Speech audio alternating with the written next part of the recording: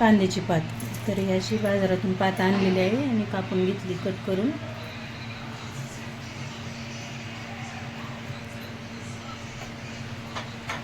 तरी थोडासा लसूण टाकायचा फोडणीला.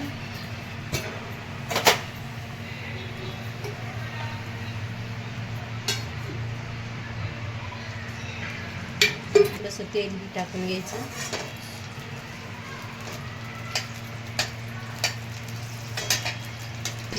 हरभऱ्याची डाळ भिजत टाकलेली पाण्यामध्ये. का तर आपण शिजत नाही ना अशी कवळी पात असल्यामुळे, त्यामुळे थोडीशी पाण्यात टाकून भिजून घेतलेली आहे पात. छान अशी कवळी पात आणलेली आहे. आता लसूण लाल होऊन द्यायचा, म्हणजे पात खूप टेस्टी लागते. झाल्यानंतर पात टाकून घ्यायची.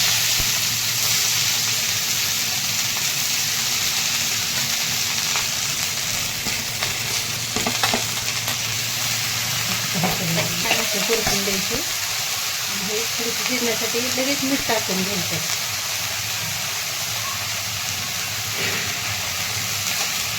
त्याला काही पाणी बिणी टाकावं नाही लागत. हे अशी तेलामध्ये छान परतून द्यायची. शिजून जाते तेलात.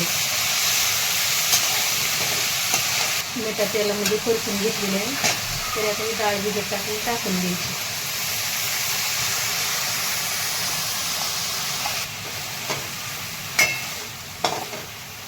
आपल्याला कोरडी पात करायची, त्याच्यामुळे पाणी बिणी काहीच टाकायचं नाही ह्याला. अशी शिजते तेला मिठामध्ये. तरी भाजलेल्या शेंगदाण्याचा कूट करून घेतलेला आहे. तरी आपण कूट टाकून घ्यायचा.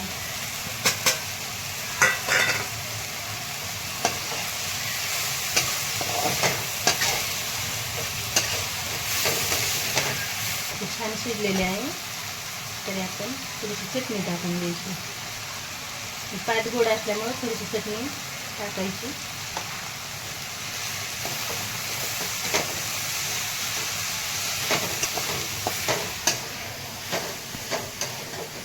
काही व्हिडिओ टाकतो असेच घातल्यानंतर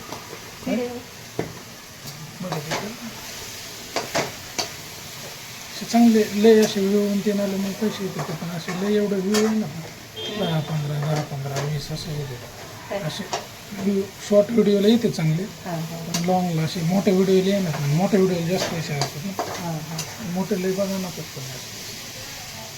त्याचं मग ते कंटिन्यू टाकत राहावं लागतं लाईव्ह वेगवेगळं नाही का. आपण भाज्या तेच करतो का काय करावं. नाही ते आपण करतो ते दाखवायचं बरोबर त्यांना. काय आजच खाऊ म्हणून लगेच कुठं जायचं.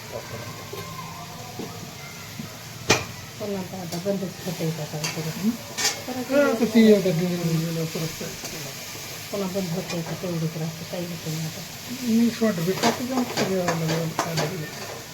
लॉंग काय बनवतो आपण.